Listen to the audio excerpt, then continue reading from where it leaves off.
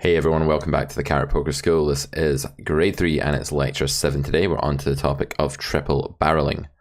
We're also going to touch on bluffing EV again, which of course, as you'll know, is the difference between the EV of bluffing and checking instead. So whenever this is positive, we need to bluff, we have a mandatory bluff. When it's neutral, we have an optional bluff on the river, and when it is negative, we're going to have to give up with our hand. To reach a triple barrel spot, our ranges become significantly polarized and our opponent's range heavily condensed. For example, in this cutoff versus button 3-bet pot, where button bets 1/3 pot on the flop, 60% on the turn, using the smaller sizing there because the stack to pot ratio is a bit smaller than in a single raise pot, so that's why we're not using B75, and then B117 is effectively just jamming the rest on the river. Don't worry about the fact that button is left and overbet here. It's not particularly important whether button leaves 80% pot, 100% pot, 117. Who cares? Sometimes you hear people bang on about geometric sizing. You know, you've got to bet geometrically. It's not even the right use of the word, for one, but secondly, you don't. You can do this however you want to, as long as you're not making an absurdly big or small sizing on one street for no reason. So 60 and then 117. Totally fine. So on this blank river, we, the aggressor, button in this case, will tend to arrive with a large range disadvantage, RD, meaning our equity is going to be way behind that of our opponent. But our large nut advantage is going to compensate for that because we are the one who has the monopoly on hands that are entitled to way more than the pot. We obviously have the unique combos of aces, kings, queens, etc. that cutoff would be 4-betting, jacks in this case as well. Jacks wouldn't be a 4-bet in earlier position necessarily, but in cutoff it's going to be, pretty much always. This monopoly that we hold on those hands allows us to just want to empty the clip here, following the teachings of glutton theorem that we looked at last time in lecture 6. We want to just shove everything on the river whenever we're betting here. We're not really going to have many hands that fall in the equity bracket that allows them to bet but not shove, because shove is only 117% pot anyway. Betting 75% pot is just something we would do with a hand that maybe only has 76% equity instead of 84, like that kind of thing, but we don't really have any hands of that nature that we need to bet. If we have got here with some weak 10, we can check back at this point possibly. These worlds are usually slightly unfavourable overall because the condensed range of our opponent likes the blank runout, and the large equity disadvantage that our range has here tends to trump the nut advantage that we have. If there was more money left behind, that would be different. A nut advantage gets better and better as the SPR is larger, so if we had 4x here that we could jam here, we could offset that equity disadvantage by our nuts being entitled to way more of the pot. Here we see the Range Explorer graph where button's equity is 39.6%, but their EV is redeemed somewhat by the nut advantage. The main differences between the two ranges here are, firstly, well, button has a lot of combos that are just absolutely nothing. Down at the bottom here, this is the bluff region. Out of position, the cutoff player doesn't really have many of these because they've condensed multiple times. Note that out of position doesn't really get to call showdown valueless draws on the turn to B60. They can call draws that have some showdown value, like the king queen of diamonds or ace jack of diamonds, but they can't just be peeling here with 7-8. Our tier 1 region is going to look like this, and these hands are overall just strong enough to use the biggest sizing available, the shove for 117% pot. We can note here that in the out of position player's range, we actually have some hands that have higher EV than any of the hands in our range. This is interesting because you would wonder, well, does button not also have 10s and 9s? Surely these sets, or boats as they are in this case on the paired turn, are shared. They are shared. But the thing is that when you have an aggressive opponent who's got a polarized range and is barreling into you frequently on the river, you actually have higher EV with your sets than they do with theirs. The idea is that when cutoff has a set here, they can make money from both our value hands and our bluffs, whereas we can only make money from the stronger hands in our opponent's range when we shove. It's actually even better to have the set here as cutoff because you're going to unblock all of button's overpairs, whereas when button has a set, they're mainly just going to block cutoff's calling range. So cutoff's boats are higher EV than button's boats. Even though they're the same hand, they're playing against different ranges. Our tier 4 hands are fairly abundant here as well. These are hands that were barreling for whatever reason and now have a bit of showdown value. We can see the cutoff's range has not many combos in general by this point because they would have jammed turn or raised flop or folded by now with a lot of their hands, and they didn't have as many combos as we did pre-flop. But we can see that we have quite a density here of hands that were formerly able to value bet, like some kind of 10, which are now just going to be checking back, coming in at around 50, 60, 65% equity, that sort of thing. Their EV may be a bit higher than that, it depends. Being in position and being able to close the action gives you a very good conversion rate of EV from your equity. But yeah, these hands are not going to be strong enough to value bet. Then we have the main feature of today's topic, which is the bluffing tiers. If you recall from grade 2, we introduced these as tiers 5 through 7, everything that was below tier 4, i.e. below a hand that's got enough showdown value to check. These hands can check though, because this is not a favourable world, many of them will give up, and the tier 7 ones will just be pure give ups because they're going to be negative in terms of bluffing EV, meaning that the EV of bluffing is worse than that of checking. Let's plot the bluffing tiers in a bit more specificity now. So if we zoom in to the bluffing tier hands that are betting, we can divide the air region into 3 subgroups. Firstly, we have tier 5, which are slightly winning bluffs. The reason these are slightly winning is that they have positive blocker effects, but because we're not in a favourable world for range, where fold equity is inherently really high, these hands aren't going to yield enough fold equity to be considered amazing. Against someone who's under folding the river, actually, these are going to be losing as well.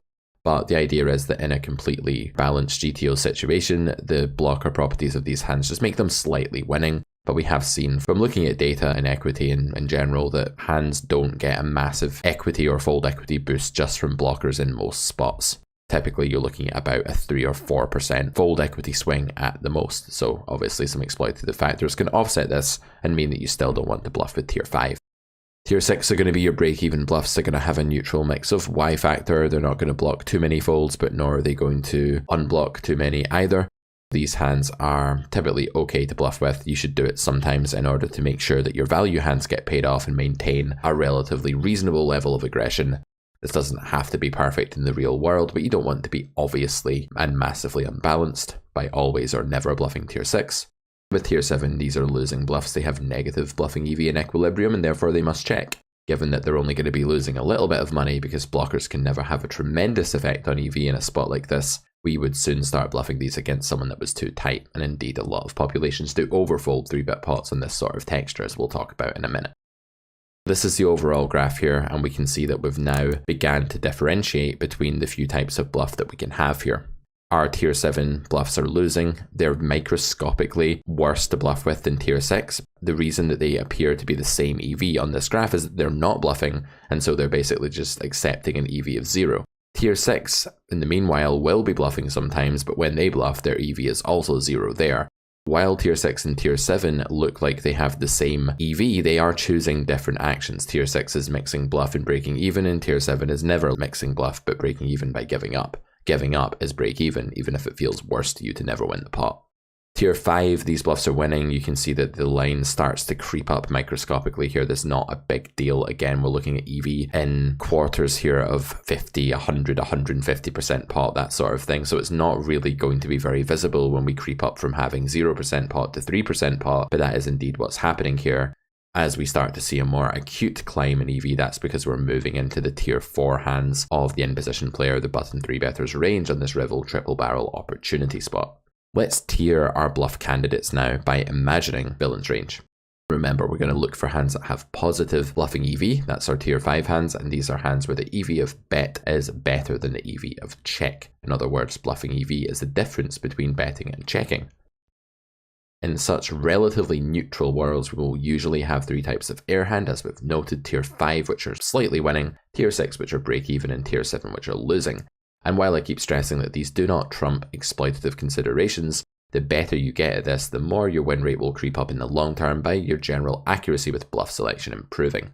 As we can see, tier 6 break even, and otherwise we're going to lose or win money depending how good our blockers are. Here is an example of a tier 5 hand. We have a hand like Queen Jack of Hearts. Let's talk about X Factor first of all, which we've introduced in previous lectures as the ability to remove villain's calling range. We can do this to a reasonable extent with this hand because Queen 10 and Jack 10 appear to be hands that our foe could be folding. Therefore, in a game where the blinds are 5-10, we can see that the EV, not in percentage pot here but in chips, is 1.68 big blinds to bet here. 16.68 chips in a 5-10 game is between 1 and 2 big blinds. That's quite a lot of money, because if you imagine just posting a big blind and then folding and then doing it again, that's kind of what you're doing here almost with this hand if you get this wrong and give up. The clues here are that you unblock diamonds, you unblock really big cards that are maybe calling turn but now folding, and the jack is just not going to block any folds here really. It's just going to block jack 10 of hearts. The queen will block maybe some folds if cutoff ever gets here with some ace queen off with a diamond or something, but for the most part cutoff's range will be unblocked. The folding region of it, that is, will be unblocked by this hand, and so we can say that the Y factor for this hand is reasonable and the X factor is positive, therefore we have a winning bluff. This is the formula for trying to ascertain in game whether your bluff is likely to be winning baseline, losing baseline, or breaking even by default, is thinking about positive and negative removal, known as X factor and Y factor, respectively, in the carrot poker skill. King of clubs, jack of diamonds. This is a hand that begins to have some negative blocker property because ace jack of diamonds is a hand that villain is going to be folding now. However, the king of clubs is a very useful card. You're still blocking the king 10 suited, which is going to be one of villain's most prevalent calls, I believe, and so this hand is an okay hand to bluff. You'll note here that while the solver is choosing to bet this hand all of the time, it's not doing that because it thinks it's positive. This is a break-even hand to bluff. You can see the negligibly small difference here between checking and going all in. You don't want to bet 1/3 pot, that would be a blunder, but otherwise this is fine. What's really happening here is that the solver is trying to just apply pressure long term with its strategy. Applying pressure per se and putting villain into a tough spot. You hear this kind of rhetoric sometimes from poker annotators and coaches, and it doesn't really mean anything. Like, sure, giving your opponent a problem to solve can be better just by default than not giving them a problem to solve, but the main idea here is that your value hands need to be paid, and of course the solver's algorithm is running the spot trillions of times against itself. And what it's found to reach this pseudo-Nash equilibrium that we're in is that if it actually stops bluffing this hand and just says, oh well, it's break even, so why should I bother bluffing, what will happen is that the opponent can start pitching lots and lots of value hands. On the other hand, if we were to go the full mile and actually bluff this all of the time instead of 97% of the time or whatever it's choosing to bluff there, we would also see like some kind of exploit where the opponent starts calling bluff catchers more and then the EV of bluffing the queen jack of hearts goes down slightly or something. But who cares, that's a tiny sliver of check that's going on here, but there will be other hands that are tier 6. That's to say they're break-even bluffs by default and they're mixing a bit closer to 50-50 or something. And when you choose to always bet with those hands, you're going to actually overbluff and ruin the EV in theory of all of your bluffs because now your opponent can just switch to always calling their own bluff catchers. But that's not a problem in reality because people don't know that we're overbluffing necessarily unless you're me, in which case they just always call you. King jack of diamonds, this is a hand that strikingly has very bad blockers and unsurprisingly is losing a whole big blind pretty much to bluff this holding. You can recognize this very easily by just saying we block busted flush draws like king queen and queen jack, and maybe not queen jack, I think that shoves turn, but king jack of diamonds, ace jack of diamonds, these ones are going to call turn sometimes, and when we block them we just remove folds, so we get called more often. Basically villain has more bluff catchers like the king 10 of clubs when we hold the king and jack of diamonds. That's a very basic outline of how to identify these tiers. What gives these hands their respecting bluffing EVs, and can we trust them in the real world, is a question that we should be asking. We have to remember that the solver's confrontation against itself in such spots can become quite meta, meaning that the solver can react to blockers in its opponent's strategy, which can then cause a reaction in the original player's strategy with blockers to those blockers, and it can all become very convoluted, meta, and borderline meaningless for humans. This is not a spot where I think this output is in any way dicey or dependent on strange solver phenomena, but I think we should talk about why, because there will be spots where the solver strongly prefers, in frequency terms, maybe not EV terms, but frequency wise it really prefers bluffing with one hand and not another, but that's actually just based on some very novel thing that its solver opponent is doing in relation to its own strategy in the first place. It gets a bit convoluted quite quickly. Let's do a human control check on this solver output and make sure that we're actually happy to adopt it. To understand how to interpret the equilibrium conclusion, that's the output that the sim spits out, and to understand where a hand has a positive, neutral, or negative bluffing EV, there are two key questions which we would like to ask. Firstly, why does the solver think this in the first place? And secondly, can I trust it? Do I believe that the set of conditions in my own landscape against humans, population, this specific reg, my buddy that I'm sat next to at the live 2-5 table, do I trust that the solver's conclusions apply there? Sometimes you see an amateur 1-2 live poker player studying pile solver on their phone in between hands at the table, and every time I see these kind of funny memes posted of these things, I just kind of crack up a little bit inside because I just can't think for a second that the conditions are anything like what they are in the solver. And so copying solvers mindlessly in games where you should be reacting very exploitatively is a really bad way to go. We need to make sure that we don't want to make big deviations here before we accept the solver's evaluation of our bluffing tiers. To ask why, one thing we can do to come to understand the output better is see what it's derived from. And the thing that outputs are derived from are the other nodes in the tree. That's the node leading up to the node that we're looking at the strategy for, and the node directly following it. When you take X line, you're going to be reacting to the line that villain reached that spot with, so that will be the action sequence that happened before. But you'll also be taking X line based on villain's reaction to X line and what they're going to do on the next node. That's why the immediate past and immediate future are incredibly useful tools for understanding the present in GTO. We're going to explore how our hand, as deemed by the solver as a tier 7, 6 or 5 bluff, actually interacts with our real opponent's folds or calls. Do we trust that it's happening the same way as it is in equilibrium? We can ignore combos that are being mixed fairly equally in our opponent's strategy when we're doing this exercise, because they will not have a big effect on villain's overall range splitting and which sorts of cards they're folding more often than they're calling, and vice versa. To ascertain whether we can trust these outputs, we want to ask, is it reasonable to expect a competent human to play this way if we're playing in a competent game? But if you're playing 1-2 on a Friday night and everyone's drunk and complete amateurs, maybe you can just accept that things are very different and try to figure out what each individual player is doing. There's always a gradient, there's a sliding scale, which describes how far we want to deviate from GTO, and generally the weaker the players in the game, the more we want to do that. Is this something that humans will exhibit, these behaviors we see in the sim? Or are they simply what we'll call solver phenomena? Solver phenomena are things that are based on specific, complex, or unnatural assumptions about ranges, such as, I see my opponent is favoring a 7 to a 6 here for bluffing the river, and therefore my range is favoring the 6 rather than the 7 for calling, based on some extremely hard to spot and very finely grained detailed factor. That's something you'd probably want to reject for most humans in reality, unless you're playing the end boss of all online poker. That's me, by the way. Not really. This sim here, we have the reaction to our shove, and by understanding better how villain is reacting, we can get a sense for what tier 6, tier 5, and tier 7 bluffs look like. For example, here we can see that most of villain's calling range on the river actually contains a 10, and then contains some kind of kicker that is jack through king with that. These are the hands that are calling at the highest frequency. Meanwhile, some hands that are pure folding are things like busted diamonds like ace jack. Ace queen is folding pretty often too, more than the mean, and then these under pairs are folding a lot as well. It would follow from this that if we did reach this river with a hand like ace 8 suited, that hand would be a pretty bad hand to blast off with, because the ace doesn't really have too much positive removal, although it does remove ace 9 and ace 4, but the 8 is going to block a lot of combinations. Why does the solver assign different bluffing EVs to the following hands? We can see why that happens by glancing at the sim. Queen jack has a blocker to queen 10. It's not blocking too many folds. Jack 10 is calling quite a lot as well.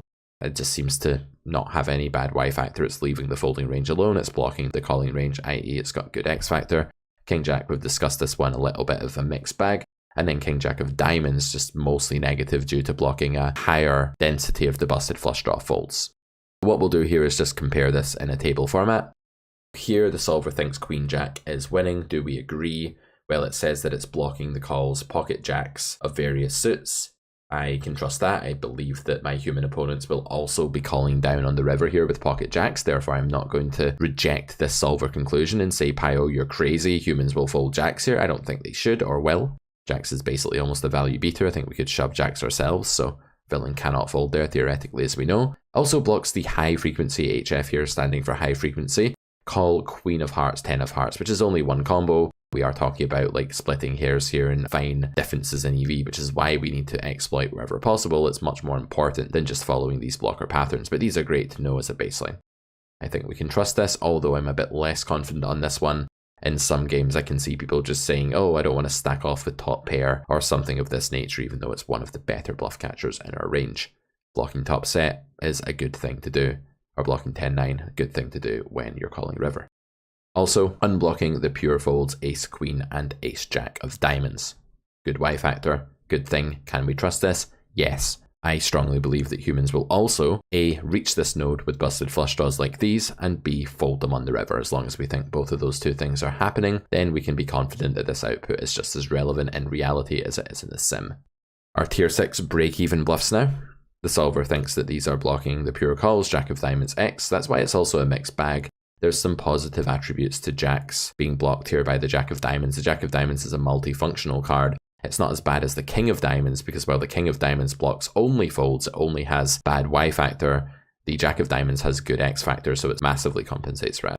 And we're blocking the high frequency call King 10 of clubs. If we went back to the last slide, you'll see that that hand was calling pretty much always. And I think we can believe that. I think King 10 is a hand that is more likely to call than Queen 10, even though they're basically the same hand in this spot. And blocking pure folds like Ace Jack of Diamonds is a negative, but it's only one combo now instead of two, like the King Jack will block, as we'll see. That blocks more folds. This one again has the positive properties of the Jack, and I believe it. It unblocks high frequency calls like top pair. It does not, however, block the high frequency calls of top pair, so that's more of a neutral thing compared to actually having the positive X factor there, so the X factor is less good. And we're still blocking the pure fold Ace Jack of Diamonds. I think it's even possible that people will reach this node sometimes with the King Queen of Diamonds.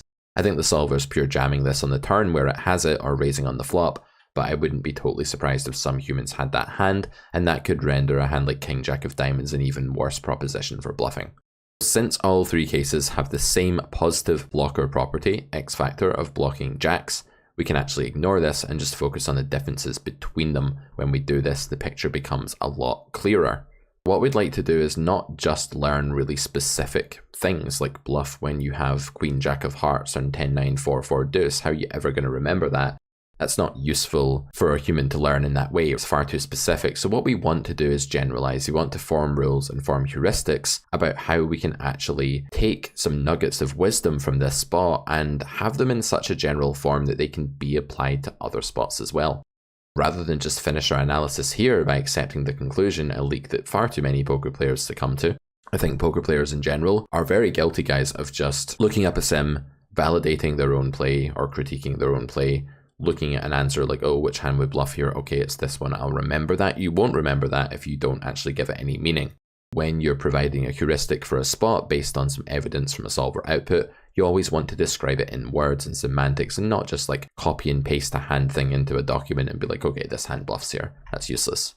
Firstly, you want to define the spot in a way that differentiates it from other spots in which our rule would not apply. For example, here we've reached the river very aggressively. Therefore, we think that villain's range has been filtered towards flush draws because he had a reason to stick around with them on the turn. Therefore, blocking flush draws is bad. So we want to say we have reached the river here after aggressive actions or multiple aggressive actions with a very polar range against a very condensed one, and we have a triple barrel opportunity. This is a good metric for understanding this spot. It's not necessary to state in our rule that we're button versus cutoff or that this is a 3-bet pot or anything like that, because the blocker considerations that separate hands between tiers 5, 6, and 7 are actually going to apply in single raise pots as well on many other board textures and in lots of other situations. So you don't want your heuristic to be framed too specifically that you're like, this is a heuristic for 10-9-4-4 deuce cutoff versus button 3-bet pot, because you want your heuristic to be more general than that. In the specific spot that came up, you want to define one or more factors that differentiated the bluffing candidates.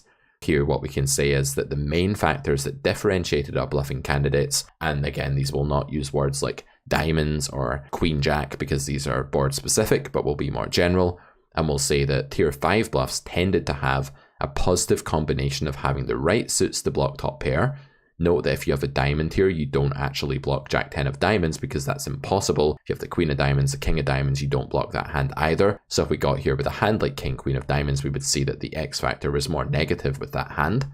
Also, a neutral combination of the above factors is what you want to talk about for tier 6 and a negative combination for tier 7. Basically, you want to block the top pair, you want to unblock the high showdown value busted draws, and you want to block the overpair in this case as well, which is jacks, but you can maybe lump both of those together and say you want to block top pair / overpair.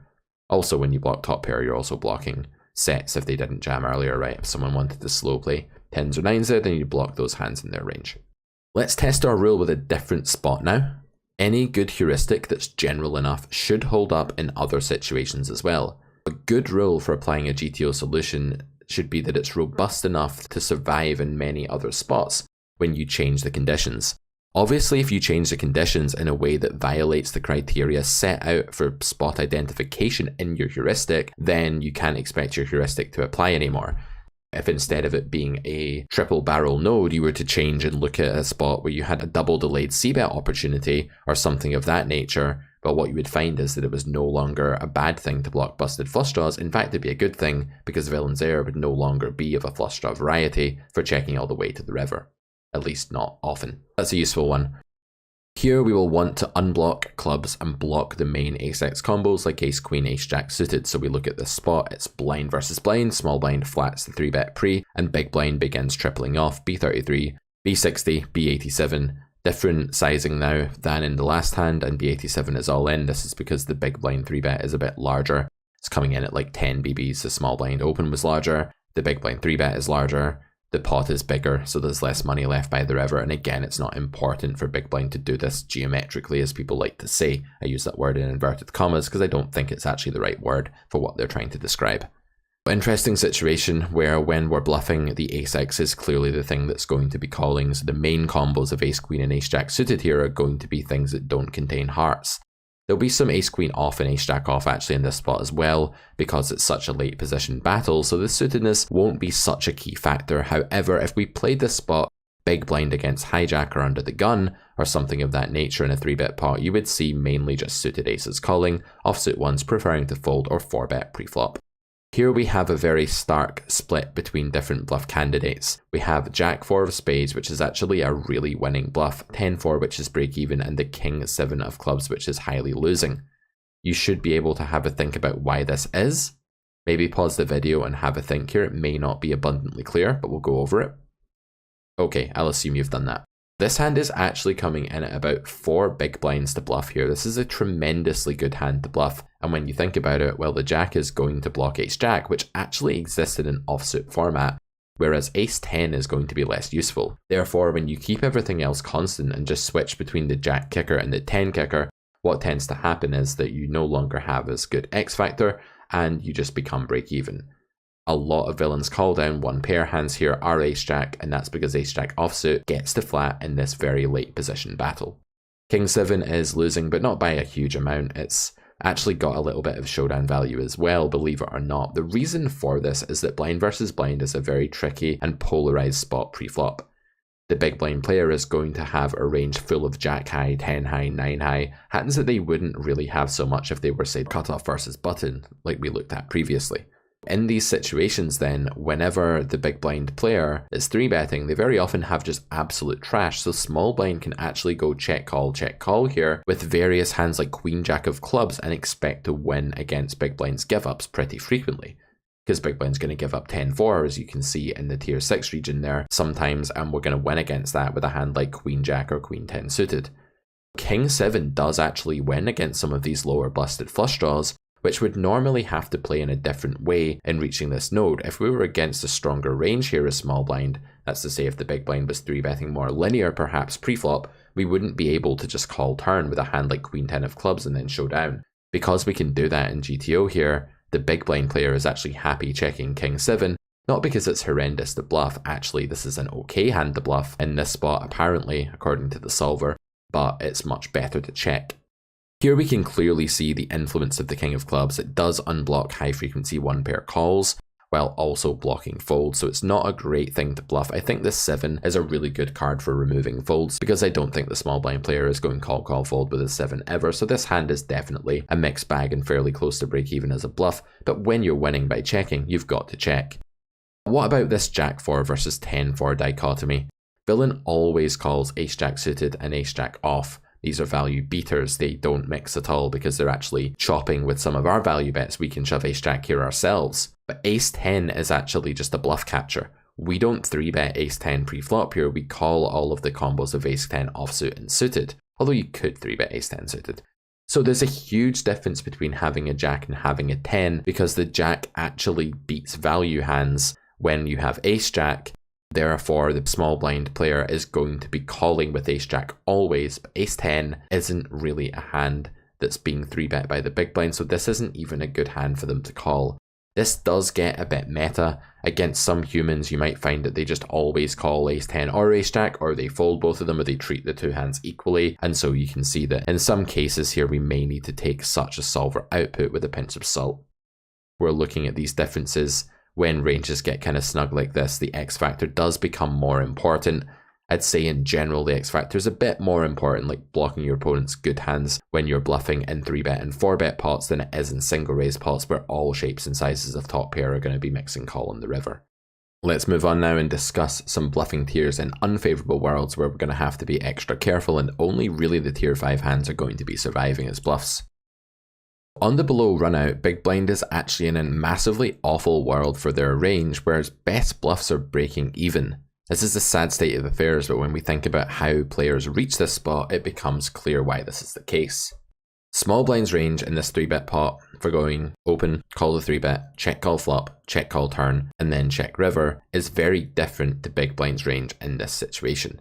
Small blind is going to have a lot of heart-heart combos because the main heart combos that are possible when there are 3 broadways out like this, or 2.5, let's call the 9 a semi-broadway here, are going to be something like ace-x. There aren't going to be a whole lot of queen x in their range or big blind's range here that are suited, and there's not going to be too many combos of king x, etc. because these are heavily blocked, or 10x, 9x, 7x, these are impossible. So you're going to mainly see hands like ace 4, ace 6, ace 5, ace 8, etc. And big blind doesn't actually 3-bet very many combos of these nut flushes because big blind is flatting those pre-flop, choosing to build a bit of a more polarized range. Against some players it might be okay to 3-bet ace 6 or ace 8 of hearts here, but that's not something that happens in GTO. Thus when we reach the river, the ranges are pretty lopsided. Big blind doesn't make many flushes because his pre-flop defense range is loaded with ace-x suited and suited broadways. That's his flatting range, not his 3-bet range. So if they're all going into the flatting range pre, there aren't that many of them in the 3-bet range. Here we have a situation where there are actually no winning combos at all. There are no tier 5 hands, there are just ones that are surviving. You could either view this by saying, okay, tier 6 is now the best we can have, or you could choose to say instead, oh, we have tier 5, but these are now our best ones. It really depends on what appeals to you the most for your framework, but there are no winning bluffs. There are no bluffs that are good because of blockers, just ones that can survive because of blockers. When you have the ace of hearts with an innocuous card, this is a spot that looks amazing for you, but fold equity is lower than normal in this situation because small blind's range is doing so much better than yours here, especially at the top, that actually you don't see a profit even with a hand that looks like a great bluff. That's extremely counterintuitive, but this is what happens when ranges are very unequal.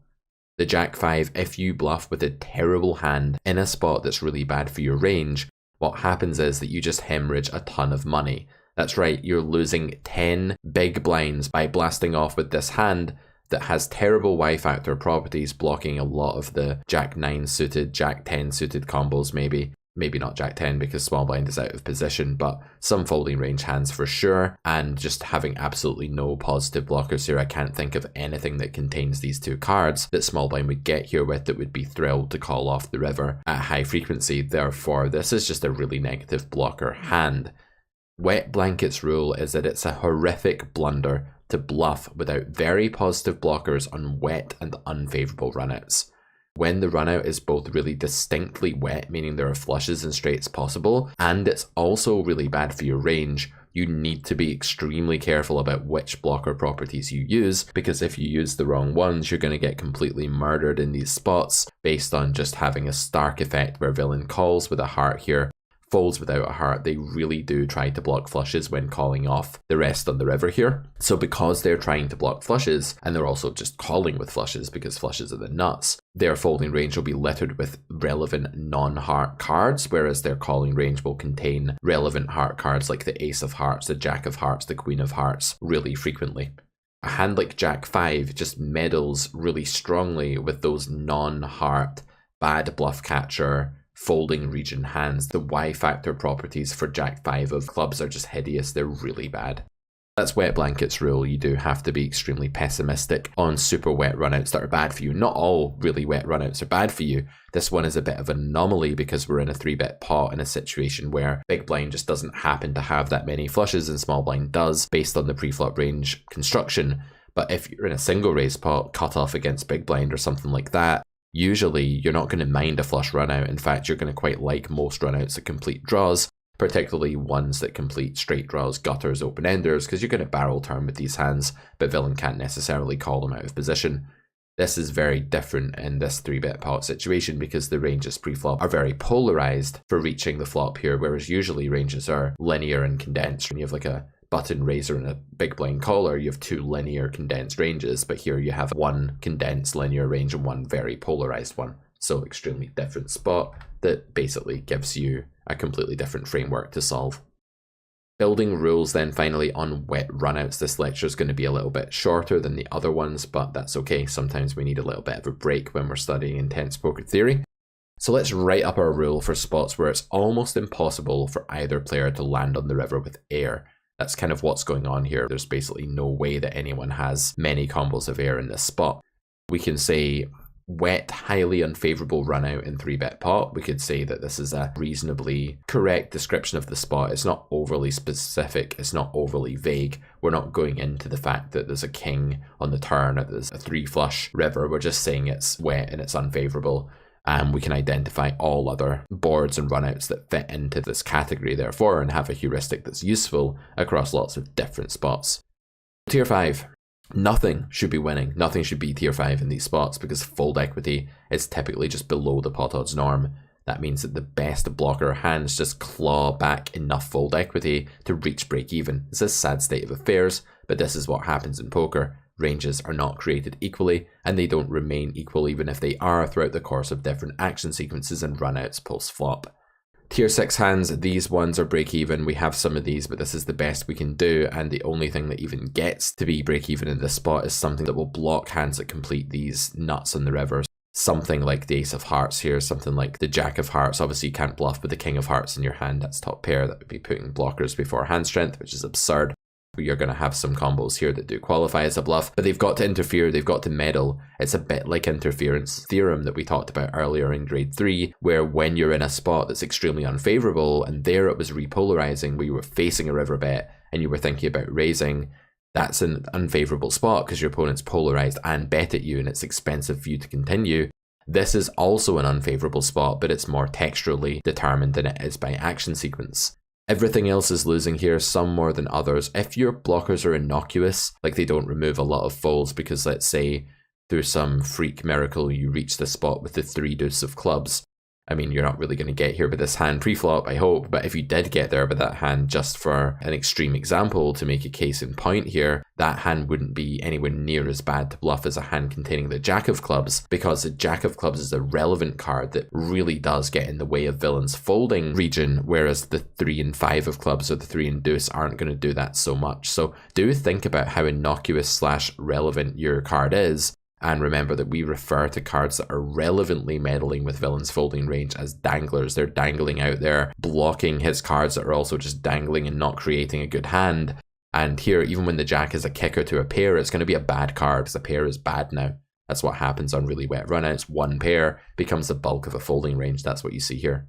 Sorry to be a wet blanket and say that you can barely bluff and you have to be extremely selective and you have to have a heart and blah, blah, blah, but it's true. There's just so many bluff candidates here in the big blinds range that are random suited jacks that aren't hearts and suited queens that aren't jacks. And these are just awful cards to bluff with here. They really are.